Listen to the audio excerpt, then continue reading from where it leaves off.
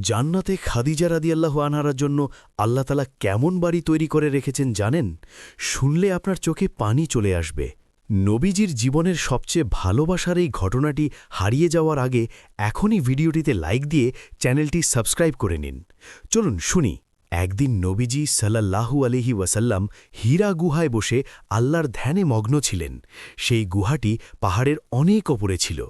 হঠাৎ জিব্রাইল আলাইহিসসালাম এসে নবীজিকে বললেন, ইয়া রাসূলাল্লাহ, ওই দেখুন খাদিজা আপনার জন্য খাবার নিয়ে পাহাড় বেয়ে ওপরে উঠে আসছেন।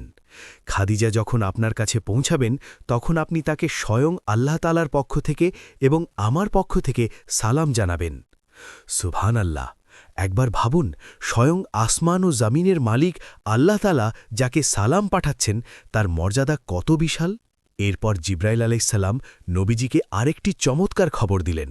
তিনি বললেন, ইয়া রাসূলাল্লাহ, খাদিজাকে সুসংবাদ দিন যে আল্লাহ তাআলা জান্নাতে তার জন্য মণি মুক্তা দিয়ে এমন একটি বিশেষ বাড়ি তৈরি করেছেন যেখানে কোনো শব্দ থাকবে না, কোনো কষ্ট থাকবে না, কোনো ক্লান্তি থাকবে না। আল্লাহ এই বাড়িটি কেন দিলেন জানেন? কারণ খাদিজা রাদিয়াল্লাহু আনহা ইসলাম প্রচারের কঠিন সময়ে নবীজিকে কখনো কোনো শব্দ করে বিরক্ত করেননি বা কষ্ট দেননি। সুবহানাল্লাহ! পৃথিবীতে স্বামীর প্রতি বিশ্বস্ত থাকলে জান্নাতে এমন পুরস্কার পাওয়া যায়। আল্লাহ আমাদের মা বোনদের খাদিজা রাদিয়াল্লাহু আনহার মতো হওয়ার তৌফিক দিন। কমেন্টে আমিন লিখুন।